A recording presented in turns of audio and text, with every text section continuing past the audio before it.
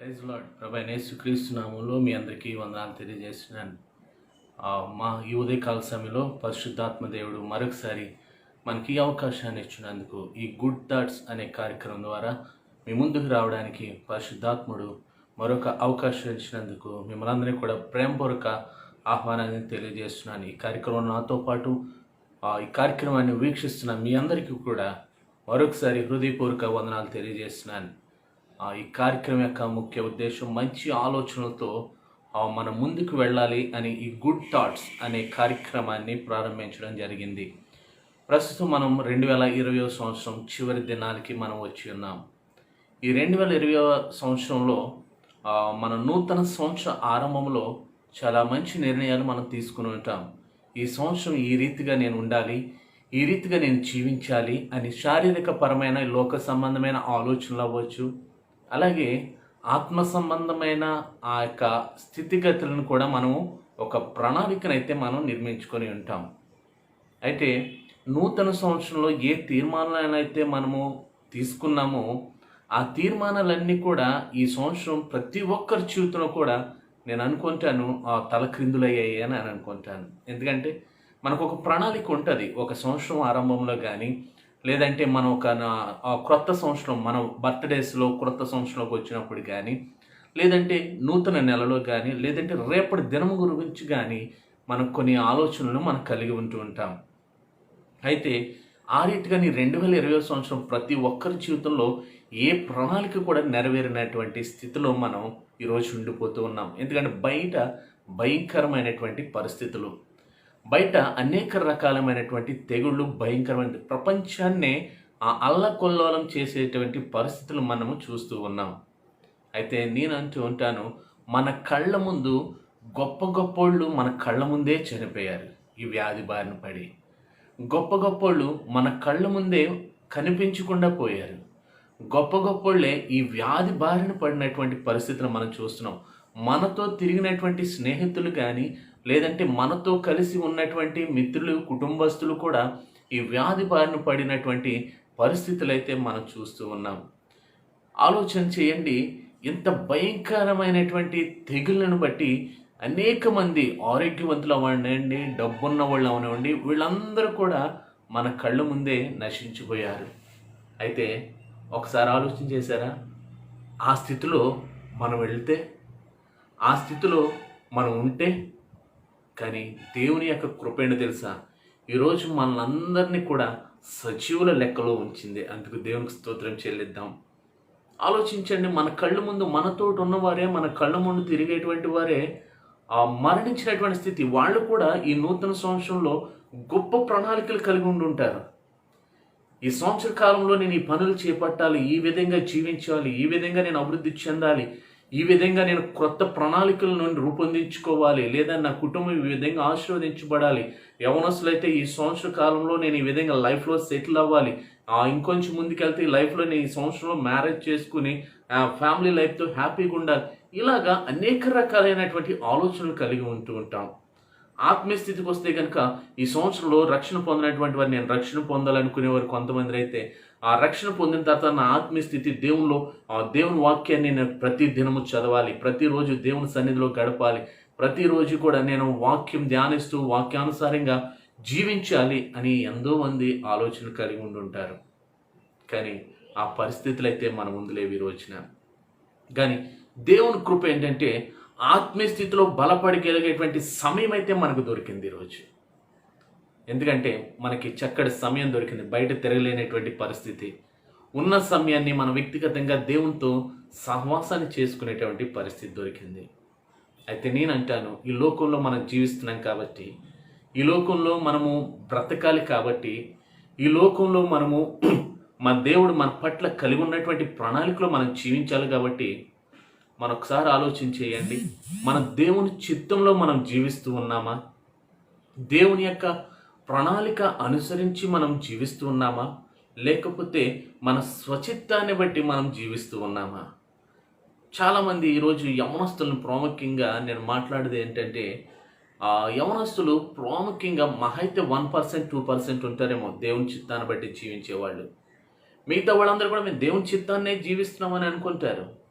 మిగతా వాళ్ళందరూ కూడా నేను దేవునిలో సమీపంగానే ఉంటున్నాను, దేవుని సన్నిధికి వెళ్తున్నాను, దేవుని వాక్యాన్ని చదువుతున్నాను, దేవునికి ఎల్లప్పుడూ ప్రార్థన చేస్తున్నాను అనే భావన అయితే కలిగి ఉంటారు. నేను అడుగుతున్నాను, దేవుని చిత్తానుసారంగా మనం జీవించగలిగే రోజున ఖచ్చితంగా మన జీవితంలో ఆశీర్వాదాలు మన వెంట వస్తాయి. ప్రాముఖ్యంగా యవనస్తులు ప్రస్తుత దినాల్లో వారు భరించేటువంటి అంటే వాళ్ళు ఎదుర్కొనేటువంటి సమస్యలను చూస్తే వాళ్ళ విద్యార్థిగా ఉన్న సమయంలో ఆ చదువుల్లో ఆ జ్ఞానయుక్తంగా జీవించాలని అనుకుంటారు. చదువుల్లో మొదటి ర్యాంకుల్లో రావాలి, లేకపోతే ఎగ్జామ్స్లో నేను అన్ని సబ్జెక్టులోనూ పాస్ అయిపోవాలి అని ఆలోచన కలిగి ఉంటారు. ఆ రీతిగా మనం సిద్ధపాటు కలిగి ఉంటున్నామా? ఆ రీతిగా మనము జీవించడానికి ఆ చదువులో మనం ఏదైతే తలస్తున్నామో అన్ని సబ్జెక్టులు పాస్ అయిపోవాలని ఆలోచన కలిగి ఉంటాం, కానీ బుక్స్ తీయడానికి ముందుకు రాలేని పరిస్థితి. అలాగే చదువు అయిపోయిన తర్వాత నేను ఉద్యోగంలో సెటిల్ అవ్వాలి, మంచి ఉద్యోగంలో సెటిల్ అవ్వాలి అని ఆలోచన చేస్తారు. మంచి ఉద్యోగంలో సెటిల్ అవ్వగలిగేటువంటి ఆ ప్రయత్నాలు మనలో ఉన్నాయా? ఆ రీతిగా మనం సిద్ధపాటు కలిగి ఉన్నామా? మంచి జాబ్లో సెటిల్ అవ్వాలి, మంచి శాలరీ సంపాదించాలి, లైఫ్ని ఒక మంచి గోల్తో బిల్డ్ చేసుకోవాలని ప్రణాళిక కలిగి ఉంటాం. కానీ ఆ రీతిగా మనము నడుచుకునేటువంటి పరిస్థితులు మనకు ఉన్నాయా? కానీ ఈ లోకం ఏం చేస్తుందంటే యవనస్తులైనటువంటి వారిని ప్రాముఖ్యంగా ఆ లోకము ఆకర్షిస్తూ ఉంది, లోకాశల వైపు తీసుకుని వెళుతూ ఉంది. మనకు కలిగి ఉన్నటువంటి ప్రణాళికల వైపు కాదు, మన పక్కన మన స్నేహితుడు ఏదైతే చేస్తున్నాడో మనము కూడా అదే చేయాలని అనుకుంటాం. చిన్నతనంలో మనమందరం ఎవరైనా నువ్వేం చేయగలుగుతున్నా, ఏం చేస్తావు పెద్ద అయిన తర్వాత అంటే డాక్టర్ అనో ఇంజనీర్ అనో చెప్తూ ఉంటారు.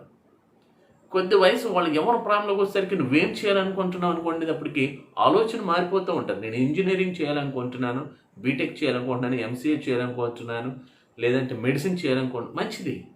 కానీ దానికి సంబంధించిన రీతిలో మనం పుస్తకాల దగ్గర గడిపేటువంటి పరిస్థితులు మన దగ్గర లేవు ఈ రోజున. ఎందుకంటే మన స్నేహితులు ఏదన్నా ఒక పని చేస్తుంటే మనము కూడా అదే పని చేయాలనుకుంటాం. ఈరోజు ప్రజెంట్ యవనస్తుల్ని పక్క ద్రోవ పట్టిస్తున్న పరిస్థితులు ఏంటంటే దేవుని వాక్యంలో ఒక మాట ఉంటుంది. 1 పేతురు పత్రిక 5వ అధ్యాయంలో అపవాది అంట ఎవరిని మింగుదునా అని గర్జించు సింహం వలె అది ఎదురు చూస్తూ ఉందంట. అంటే నువ్వు బిల్డ్ చేసుకున్నటువంటి నీ లైఫ్ని కానీ, నువ్వు ప్లాన్ చేసుకున్నటువంటి నీ లైఫ్లోకి కానీ నువ్వు బ్లెస్ అవ్వకుండా, నువ్వు ఆశీర్వదించబడకుండా అపవాది ఏం చేస్తుందంటే నిన్ను సైడ్ ట్రాక్ పట్టిస్తుంది. నీ పక్కన ఉన్నవాడు అప్పుడే తీసుకొస్తాడు. పబ్జి గేమ్ బాగుందిరా అంటాడు, ఫైర్ ఫాక్స్ బాగుందిరా అంటాడు. ఆటోమేటిక్ ఏమవుతుందంటే నీకు దాని మీద ఒక అట్రాక్షన్ పెరిగిద్ది.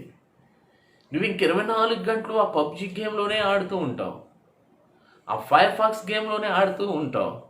ఈరోజు చాలామంది చూస్తున్నాం, బస్సులు వెళ్ళినప్పుడు లేకపోతే ఎక్కడైనా గుంపులుగా కూర్చునో అర్ధరాత్రులు కూడా ఒంటరిగాడు కోటే అంటున్నాడు. అర్థం కావట్లేదు. ఆడ ఒక మెంటల్ స్టేటస్ మారిపోతుంది. ఆడి గోల్ వేరు, కానీ ఆడి బానిసత్వం వేరే. ఇక్కడ అంటే మనం ఏమైపోతున్నాం అంటే లోకంలో ఉన్న వాటి వైపు మనం ఆకర్షించబడిపోతున్నాం. మనకు తెలీదు, మన స్థితి మనకు తెలియలేంటంటే మన మైండ్ మీద కానీ, మన యొక్క హార్ట్ మీద కానీ, మన స్పిరిట్ మీద కానీ మన కంట్రోలింగ్ లేనటువంటి పరిస్థితులకు మనం వెళ్ళిపోతున్నాం. అందుకనే అపవాది ఎప్పుడు దొరుకుతామని చూస్తుంది, ఈజీగా క్యాచ్ చేస్తుంది అక్కడ మనల్ని. Side track. ఈరోజు యవనస్తులు చాలామంది తమ జీవితాలను నాశనం చేసుకుంటున్నారు ఈ విధంగానే. యవనస్తులు ఆ యొక్క ప్రణాళికలో వెళ్ళలేని పరిస్థితుల్లోనే వాడు వేరే ట్రాక్లోకి వెళ్ళిపోయి ఆ సబ్జెక్టులు ఫెయిల్ అవడంలో కానీ, లేదంటే వాడి జీవితంలో సక్సెస్ అనేది లేకపోవడం కానీ, వీటిని బట్టి వాళ్ళు ఏం చేస్తున్నారంటే సైడ్ ట్రాక్, సూసైడ్ అటెంప్ట్స్కి వెళ్ళిపోతున్నారు. హృదయంలో నెమ్మది లేకపోతే మనం ఎన్నో చెడు అలవాట్లకు బానిస అవుతున్నాం ఈ రోజున. హృదయంలో సంతుష్టిగా లేకపోతే చెడు అలవాట్లకు బానిస అయిపోతున్నాం, ప్రాణ త్యాగాలకే సిద్ధపడుతున్నాం. దేవుని వాక్యం సెలవిస్తుంది, లోకంనైనను లోకంలో ఉన్న వాటినైనను ప్రేమింపకడి. అక్కడ శరీరాశ, నేత్రాశ, జీవపు టంబం ఉంటుందని పర్టికులర్గా దేవుని వాక్యం చెబుతూ ఉంది. లోకాన్ని ప్రేమించకూడదు, లోకంలో ఉన్న వాటిని ప్రేమించకూడదు. ఎందుకంటే అవన్నీ మనల్ని అట్రాక్ట్ చేసేవిగా మనల్ని ఉంటాయి, చర్చికి వెళ్ళలేనటువంటి పరిస్థితి. ఆ రోజే క్రికెట్ మ్యాచ్, చర్చికి వెళ్ళలేనటువంటి పరిస్థితి. ఆ రోజే క్లాసులు ఈ రోజున ప్రస్తుత దినాల్లో దేవుని సన్నిధిలో గడపలేనటువంటి స్థితి. ఉదయం 6 గంటలు మొదలెట్టేస్తున్నారు కాలేజెస్ ఈరోజు. ఉదయం 6 గంటల నుంచి రాత్రి 11, 12 గంటల వరకు కాలేజీ లేదా మొబైల్, ల్యాప్టాప్స్. ఈ విధంగా దేవునికి యొక్క సహవాసం నుండి అపవాది ఏం చేస్తుందంటే మనం దూరస్తులను చేస్తూ ఉంది ఈ రోజున. మనము కూడా ఆటోమేటిక్గా ఏమవుతున్నాం అంటే ఆ లోకం వైపే వెళ్ళిపోతున్నాం, లోక బానిసల వైపే వెళ్ళిపోతున్నాం. ఎందుకంటే లోకం చాలా అందంగా కనపడుతుంది మనకి. లోకం చాలా అందంగా కనపడుతుంది. అసలు మొట్టమొదటే ఆ లోకమే ఆకర్షించింది. ఆదాముని అవని అన్నాడు ప్రభు, ఏదైనా తోటలు అన్నీ తినొచ్చు అన్నాడు, ఎంజాయ్ చేయండి అని అన్నాడు. కానీ ఆ మధ్యలో ఉన్నటువంటి ఒక్క ఫలాన్ని తినొద్దని అన్నాడు.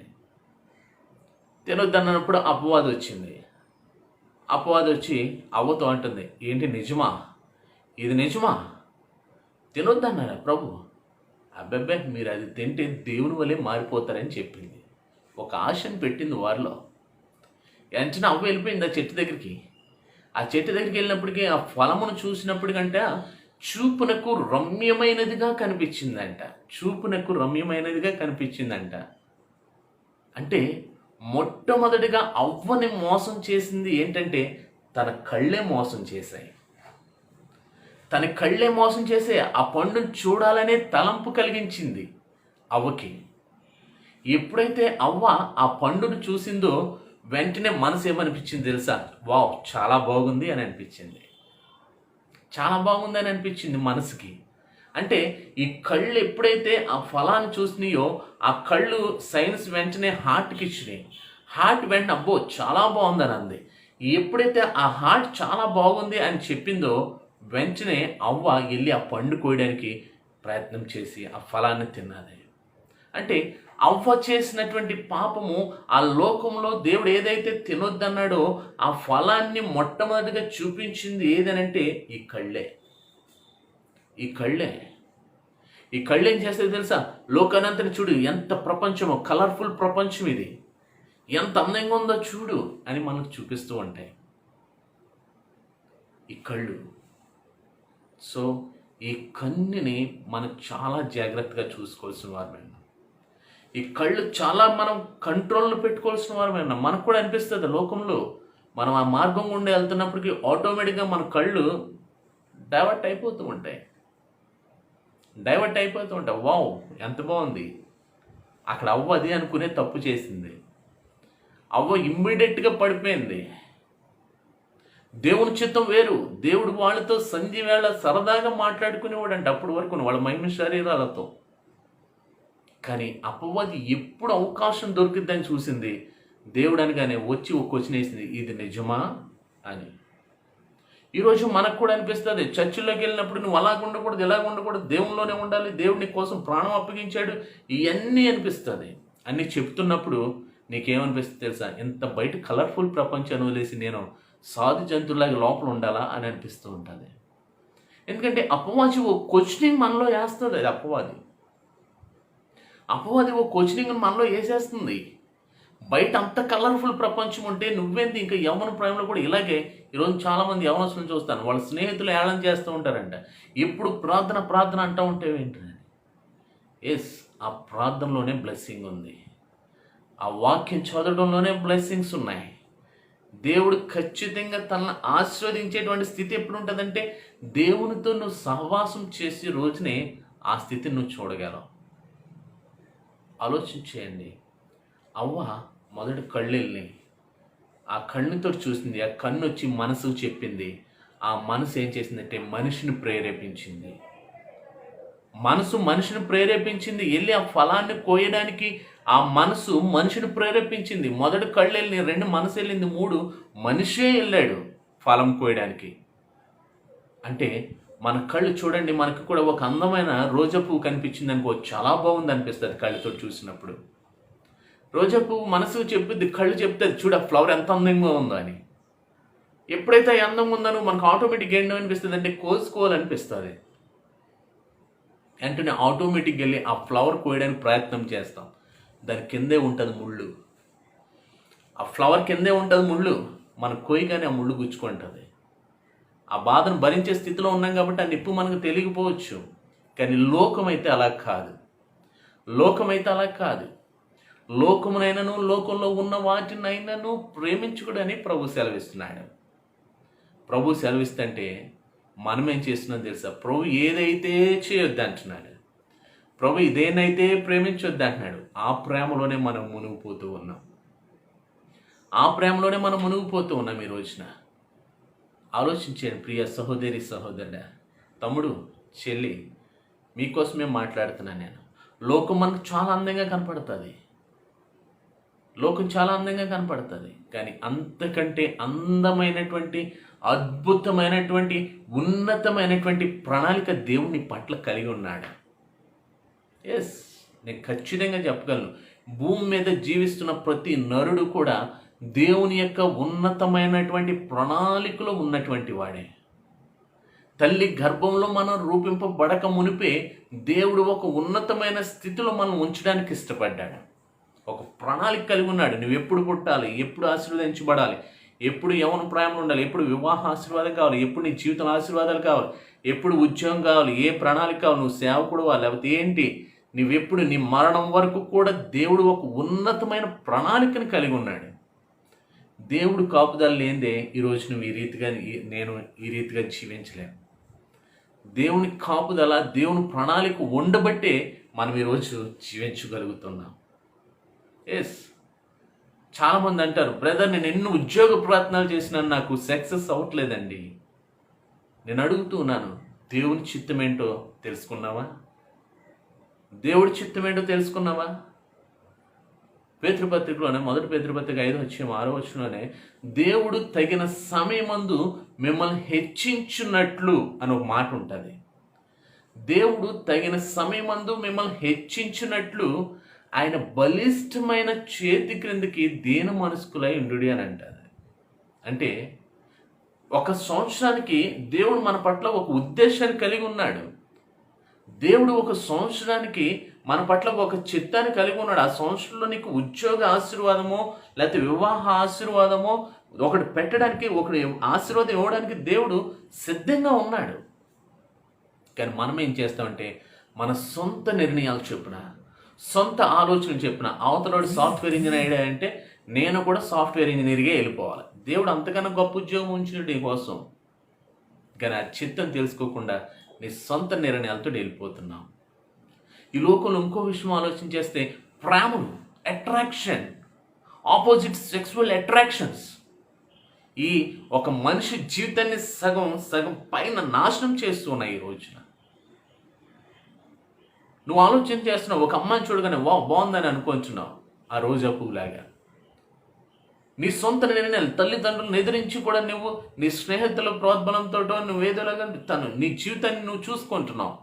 కానీ దేవుడైతే నీకు అంతకంటే ఉన్నతమైనటువంటి భార్యను ఇవ్వడానికి ఇష్టపడుతున్నాడు.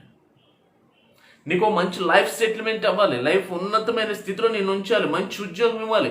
ఆ ఉద్యోగం ఇచ్చిన తర్వాత నీకు మంచి వివాహాన్ని కుదర్చాలి. ఆ వివాహాన్ని జతపరచడానికి దేవుడు ఒక ఉద్దేశాన్ని కలిగి ఉంటే నాకు ఇదే కావాలని నువ్వు పరుగులు తీస్తూ ఉన్నావు. అది దేవుని చిత్తం కానప్పుడు ఎప్పుడైనా సరే అది ఫెయిలే అవుతుంది. నువ్వేమనుకుంటున్నావు, ఎందుకు దేవుడు నన్ను ఎలా చేశాడు, దేవుడినే దూషిస్తున్నావు. అక్కడ నేను అడుగుతున్నాను, దేవుని చిత్తంలో నువ్వు జీవిస్తున్నావా? దేవుని నిర్ణయం ఏంటో తెలుసుకున్నావా? ఆలోచించేయండి. నీ తల్లిదండ్రులు చెప్పిన మాట వరకు వినడానికి కొంతమంది ప్రయత్నం చేస్తున్నారు. మంచిదే, మా పేరెంట్స్ చెప్తే నేను చేస్తానండి అని అంటారు. మంచిది, చాలా మంచిది. ఎందుకంటే మన తల్లిదండ్రులే మన పట్ల ఒక గొప్ప ఆలోచన కలిగి ఉంటారు. నా బిడ్డకి ఈ విధంగా ఎదగాలి, నా బిడ్డ ఈ విధంగా జీవించాలి, నా బిడ్డ పలానా చోట జాబ్కి వెళ్ళాలి, నా బిడ్డ పలానా మంచి సంబంధాన్ని చూసి చేయాలి.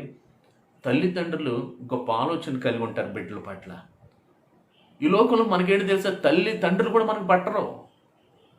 మన సొంత నిర్ణయాలు లేకపోతే మన స్నేహితుల నిర్ణయాలు అవే మనకి చాలా గొప్పగా అనిపిస్తాయి.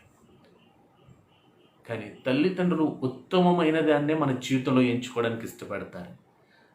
అటువంటిది లోకంలో తల్లిదండ్రులే మన పట్ల ఒక ఉన్నతమైనది చూడాలనుకున్నప్పుడు మనం సృజించినటువంటి, మన పట్ల గొప్ప ప్రణాళిక కలిగి ఉన్నటువంటి, మన పట్ల ఉన్నతమైనటువంటి ఉద్దేశాన్ని కలిగి ఉన్నటువంటి దేవుడు, నీలో ఆయన ప్రాణాన్ని పెట్టి లోకంలో సృజించినటువంటి దేవుడు ఎంత గొప్ప ఆలోచన కలిగి ఉంటాడు, ఎంత గొప్ప ఆలోచన కలిగి ఉంటాడు. నా జీవితంలో నేను అలాగే చేశాను. 2 సార్లు పొరపాటు చేశాను. నేను మంచి ఉద్యోగాలు చేశాను హైదరాబాద్లో, మంచి ఉద్యోగాలు, మంచి జీతం, కానీ మనశ్శాంతి ఉండేది కాదు. చేతి నిండా డబ్బు ఉండేది, తినడానికి సమయం ఉండేది కాదు. చేతి నిండా డబ్బు ఉండేది, శాంతి ఉండేది కాదు. ఏంటి ప్రభు అని ప్రార్థన చేస్తే ప్రభు అన్నాడు, ఇది కాదు నా చిత్తం ఇది అన్నాడు. నేను సేవ చేయడం ఆయన చిత్తం. ఈరోజు ఆ చేతి నిండా డబ్బు లేకపోయినా నా జీవితంలో సంతోషం ఉంది. అంటే భూమి మీద పుట్టిన ప్రతి నరుడు పట్ల దేవుడు ఒక ఉద్దేశాన్ని కలిగి ఉంటాడు అని చెప్పడానికి మాట చెప్పాను నేను. అది తెలుసుకుని మనం జీవించే స్థితిలో మనము ఉండగలిగేటట్టు ఉండాలి తప్పించి, మన దేవుని చిత్తాన్నే తృణీకరించి మన సొంత నిర్ణయాలు చొప్పున మనం వెళ్ళడానికి ఇష్టపడితే అన్నీ ఫెయిల్యూర్సే. సక్సెస్ అనేది మన లైఫ్లో ఉండదు. ఉంటుందేమో మహా అయితే 1 సంవత్సరం, ఉంటుందేమో మహా అయితే 2 సంవత్సరాలు. నీ లైఫ్లో, నీ జీవితంలో పీస్ శాంతి అనేది ఉండదు. కష్టం, శ్రమ, బాధ ఇవే కనపడుతూ ఉంటాయి. ఆలోచించేయండి ప్రియ తమ్ముడు, చెల్లి. నువ్వు చర్చికి వెళ్తున్నాననే భావంలో ఉన్నావేమో, నువ్వు వాక్యాన్ని చదువుతున్నాననే భావంలో ఉంటున్నావేమో, నేను ప్రైజ్ అండ్ వర్షిప్లో నేను ఖచ్చితంగా ఉంటాను అనే భావంలో నువ్వు ఉన్నావేమో, ఎక్కడ మీటింగ్ జరిగినా వెళ్తాననే భావంలో ఉన్నావేమో. అది కాదు దేవునికి కావాల్సింది. ఆయన చిత్తంలో నువ్వు జీవిస్తున్నావా లేదా? ఆయన చిత్తంలో నువ్వు జీవిస్తున్నావా లేదా? బైబిల్లో మనందరికీ తెలుసు, యంగ్స్టార్ యోసేపు ఎక్కడో గొర్రెలు మేపుకునేవాడు. వాళ్ళ అన్నలు కూడా చంపేయడానికి కూడా ఆలోచన కలిగి ఉన్నారు. కానీ దేవుడు ఎక్కడో గొర్రెలు మేపుకునేవాడిని ఎవరికో అమ్మేస్తే, దేశం కానీ దేశంలో అమ్మేస్తే, అక్కడ దేవుడు తన్ని ఒక ప్రధానిగా నిలబెట్టాడు, ప్రైమ్ మినిస్టర్గా నిలబెట్టాడు. గొర్రెలు కాచుకునేటువంటి యోసేపు, కుటుంబం చేత తృణీకరింపబడినటువంటి యోసేపు దేశం కాని దేశంలో ప్రైమ్ మినిస్టర్ అయ్యాడు. అది దేవుడు ఉన్నతమైన ఉద్దేశం. మనం కూడా అనుకోవచ్చేమో, అయ్యో నాకు చదువు లేదే, అయ్యో నాకు సంపద లేదే, అయ్యో నా కుటుంబం నన్ను తృణీకరిస్తుందే, సమాజంలో నాకు గౌరవం లేదే. దేవుడికి అదే కావాలి. నిన్ను ఉన్నతమైన స్థితిలో తలగా ఉంచేవాడిగా ఉన్నాడు ప్రభువు. ప్రియ తమ్ముడు, చెల్లి, ఆలోచించే. నీ జీవిత గమ్యం ఏంటి ఎప్పుడైనా ఆలోచించుకున్నావా?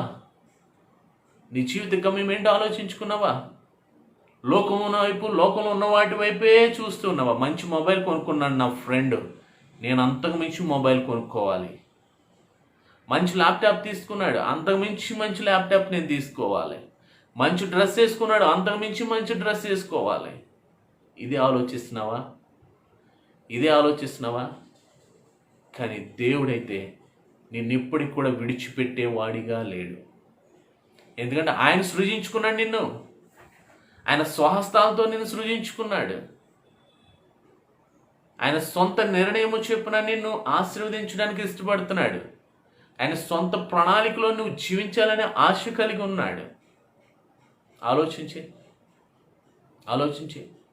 నువ్వు ఏ రోజైనా దేవుడి చిత్తాన్ని బట్టి, ప్రభా నీ చిత్తమైతే నేను వెళ్తాను, నీ చిత్తమైతే నేను ఉంటాను అని ఏ రోజైనా అడిగావా? ప్రభా నీ చిత్తంలో నేను జీవిస్తానని ఎప్పుడైనా అడిగావా? కానీ సొంత నిర్ణయం. చదువుతాం కానీ బుక్స్ తీయం. ఎగ్జామ్స్లో అన్నీ పాస్ అయిపోవాలి. బుక్స్ తీయకుండా పాస్ అవ్వడం కరెక్టా తమ్ముడు, చెల్లి? బుక్స్ తీయకుండానే స్నేహితులతో ఎంజాయ్ చేస్తూ అన్నీ పాస్ అయిపోవాలంటే మన తల్లిదండ్రులు మన పట్ల గొప్ప ఉన్నతమైన ఆశయం కలిగి ఉంటారు. నా బిడ్డ ఎలా ఉండాలి. నువ్వు బుక్స్ తీస్తే కదా నువ్వు పాస్ అయ్యేది. సరే మంచిది, చదివావు, పాస్ అయిపోయావు, అయిపోయింది. నువ్వు ఉద్యోగ ప్రయత్నాలు చేస్తున్నావు, దానికి కలిగినటువంటి సిద్ధపాటు, దానికి కలిగినటువంటి దేవుని చిత్తం ఉందో లేదో తెలుసుకున్నావా? చిత్తం ఉందో లేదో తెలుసుకున్నావా? దేవుని చిత్తం ఉందో లేదో తెలుసుకోం, కానీ ప్రయత్నాల మీద ప్రయత్నాలు చేస్తాం. చివరికి ఒకటే మాట, దేవుడు నా జీవితంలో ఉద్యోగం రాసి పెట్టలేదేమో, ఆ మాటలు కూడా వస్తాయి. కానీ దేవుని చిత్తం ఏంటి తెలుసు? ప్రభా, నేను నా చదువు అయిపోయింది, నీ చిత్తంలో వెళ్ళాలనుకుంటున్నాను, నీ చిత్తం ఏదైతుందో ఆ ద్వారాలు తెరువని ఏ రోజైనా ఎప్పుడైనా ప్రార్థన చేసావా? ఆలోచించండి. కాబట్టి ఈ రోజు నుంచే ప్రభు చిత్తం మీద ఆధారపడడానికి ఇష్టపడదాం. ప్రభు చిత్తం మీద ఆధారపడడానికి ఇష్టపడదాం. అన్యులకి దేవుని నమ్ముకున్నటువంటి మనకిని వ్యత్యాసం ఉంది. ఎందుకో తెలుసా? మన పట్ల ఒక కృప కలిగి ఉన్నాడు. ఆయన ఒక కృప కలిగి ఉన్నాడు. కృపాకాలంలో మనల్ని దేవుడు ఆశీర్వదించడానికి ఇష్టపడుతూ ఉన్నాడు. యోసేపును అలాగే ఆశీర్వదించాడు. తనకి ఎన్ని కష్టాలు వచ్చినా ప్రభు చిత్తంలో విడిచిపోలే. లోకాశ కూడా వచ్చింది యోసేపుకి, లోకాశ కూడా వచ్చింది. కానీ ఒకటే మాట, సారీ. ఎందుకంటే నేను దేవుని చిత్తంలో వెళ్ళేటువంటి వాడిని, దేవుని మీద నమ్మి జీవిస్తున్నటువంటి వాడిని అని యోసేపు ఆ లోకాశ నుంచి తప్పించుకోగలిగాడు. ప్రియ తమ్ముడు, ప్రియ చెల్లి, ఆ లోకాశ నుంచి నువ్వు తప్పించుకోగలుగుతున్నావా? లోకాశ నుంచి మనం తప్పించుకోగలుగుతున్నావా? టీన్ వయసులో ఉంటున్నారు. ఈరోజు బాధ వేస్తుంది ఎక్కడ చూసిన యవనస్తుల విషయంలో. టీన్ వయసు వచ్చేసరికి ఆటోమేటిక్గా ఈ కళ్ళే, ఈ చూపులే అట్రాక్ట్ అయిపోతున్నాయి. చాలా చోట్ల మేము గమనిస్తూ ఉంటాం. అట్రాక్షన్. ఒక అమ్మాయిని చూసినప్పటికీ అదిగో నన్నే చూస్తున్నాడు, సంథింగ్ ఈజ్ దేర్. ఒక అమ్మాయి ఇంకో అబ్బాయిని చూసినప్పటికీ ఆ అబ్బాయిలో అదే ఫీలింగ్, అదిగో నన్ను చూస్తున్న అమ్మాయి, సంథింగ్ ఈజ్ దేర్. ఎందుకు అనిపిస్తుంది అలాగా? అవ్వ అలా చూసే ఈ లోకానికి పాపాన్ని తీసుకొచ్చింది. అవ్వ దేవుని చిత్తం కాని పని చేసే ఈ లోకానికి పాపము, మరణము అనేదాన్ని తీసుకొచ్చింది. ఆలోచించు, నువ్వు చూచేటువంటి ఆ లోకపు చూపు వలన నీ జీవితాన్ని నువ్వు నాశనం చేసుకునేవాడిగా ఉన్నావు. ఆ లోకాశల వైపు నువ్వు చూడ్డాన్ని బట్టే నీ జీవితాన్ని నువ్వు నాశనం చేసుకునేవాడిగా ఉంటూ ఉన్నావు. ప్రభు చిత్తం ఏంటో తెలుసుకోలేని పరిస్థితిలో నువ్వు ఉంటూ ఉన్నావు. దేవునికి దూరస్తుడైపోతూ ఉన్నావు. ఎందుకంటే అపవాది ఉద్దేశమే అది, నువ్వు ఎక్కడ దొరుకుతావా అని చూస్తుంది. అవ్వను అలాగే చూసింది, ఎక్కడ దొరుకుతావా అని. యోసేపు జీవితంలో కూడా అపవాది దూరడానికి చూసింది, కానీ యోసేపు నిలబడ్డాడు అక్కడ. ఒకటే మాట, నేను దేవునికి విరోధంగా నేను పాపం చేయలేను, దేవుని చిత్తానికి విరోధంగా నేను పాపం చేయలేను అని అక్కడి నుంచి తప్పించుకున్నాడు. తన జీవితంలో దేవుడు ఉన్నతమైన స్థితిలో ఉంచాడు. నువ్వు అనుకుంటున్నావు నేను ఇంజనీర్ అవ్వాలని, నేను డాక్టర్ అవ్వాలని. దేవుడు అంతకంటే ఉన్నతమైన స్థితిలో నేను ఉంచడానికి ఇష్టపడుతూ ఉన్నాడు. ప్రియ తమ్ముడు, చెల్లి, నీ ఆత్మీయ జీవితం ఎలా ఉంది ఈ రోజున? బైబిల్ పట్టుకుని మందిరానికి వెళ్తున్నావు, మంచిదే. కొంతమంది అయితే ఆదివారం రోజునే పనులు వస్తాయి.